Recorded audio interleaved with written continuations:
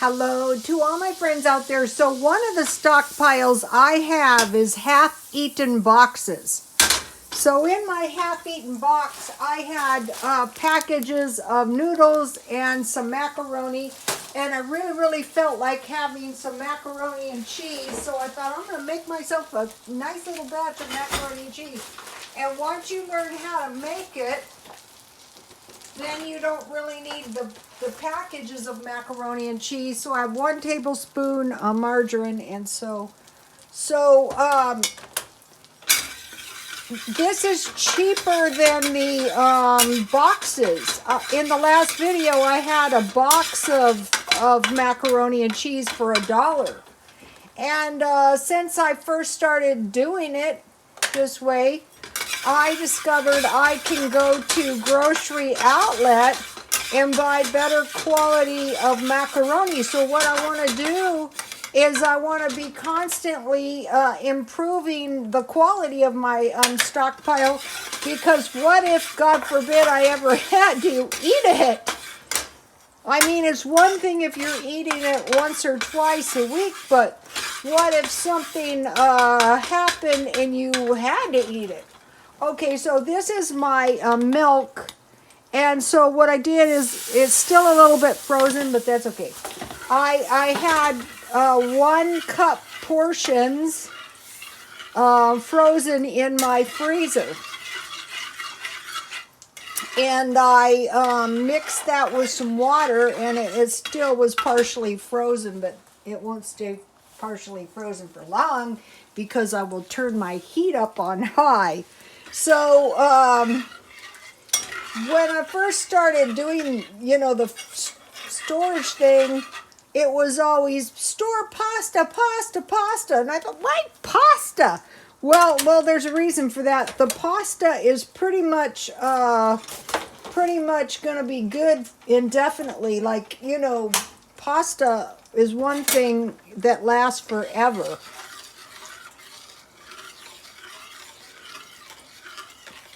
And then the other thing that I stockpile is I searched around, and it took me a while to figure this out, and I found the Velveeta cheese, the cheapest, and so I just wrap it up good. And the thing about this is it has a really long shelf life, and it stays good in the refrigerator forever.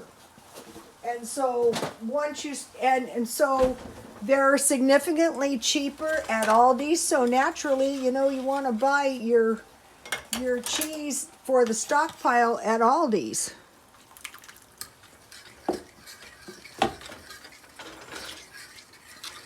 And so, if in your cupboards you have half-eaten packages of food, or, half, like a little package of cookies that's half open, or these little portions of macaroni, and I wrap mine up good, and you want to get them all in one place so that you can eat them and you won't be wasting.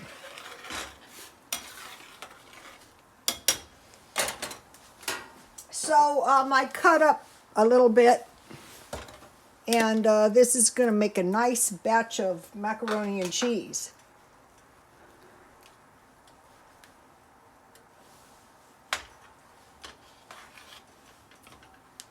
So the trick is to find some cheap dinners that you kind of like, and then if you do this habitually, chances are pretty much you're not going to run out of food. Okay, and so I found the cheapest cheese was at Aldi's, and then I found this this hamburger. This is the second time I've used it. I made a little hamburger to go with my macaroni and cheese. And I have some corn that I bought today for $1 at, 50 cents at 99-cent only. I'm going to be looking for some more of that, those 50-cent markdown foods. I think those are really, if you can start buying most of your food 50% off, it only makes sense that, you know, it's going to save you money. You're not going to be running out of food. The only thing you have to do is you have to be careful, you know, that there's not any bulges or any dents on the seams of the can. Also, dents on the top seam is pretty undesirable. But if there's no bulging on the top, it's pretty much going to be fine. So see how easy this is?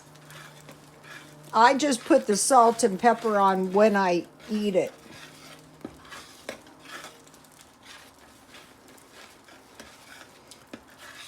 I bought this macaroni at Dollar Tree. They have huge bags. I don't know how many pounds those are for $1. So this is going to be some good macaroni and cheese. Cheaper than the packages. And if you don't run out of milk, you're always going to be able... So here is the Dollar Tree macaroni and cheese. And I just... that's 1.5 cups. That'll make you a pretty good batch of macaroni and cheese. I think another thing is just my opinion. Just, you know, every night at home does not have, I mean, every night does not have to be the Food Network. I mean, it would be really great if it was. Some follower goes, "You are not a chef." And I felt like remarking back, "No shit, Sherlock." Sometimes the comments, you know, are kind of funny, actually. Nobody is saying I'm a chef here, you guys. I'm just trying to show you how to make sure you don't run out of... So this is a nice little batch of macaroni and cheese. Okay, here is my hamburger. You don't have to put it in a bowl. But you know what's nice about the bowl thing? No messes. Okay, and then I have some corn. And what is really, really good is, you know what secret sauce is? Yes, you guys, secret sauce is Thousand Island dressing. It's no longer a secret. It was a secret. And then I like, uh-oh, we almost had a, you know, mishap. And then, I want a little pickle relish on my secret sauce. Yummy. And then I bought this. This is a nice big bottle of tea I bought at Dollar Tree. And here's the corn I bought. I will just have corn until it's gone. 50 cents. Oh, I forgot to light my candle. I like to light my candle every night. One time one of the followers lit a candle for me, and it really helps.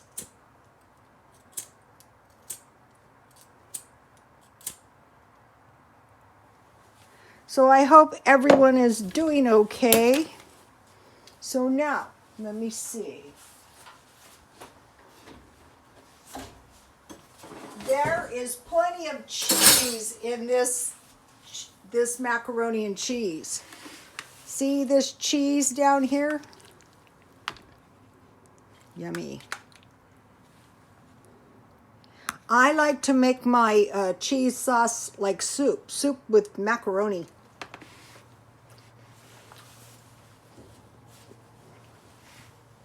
This is a cost-effective meal. Very little mess.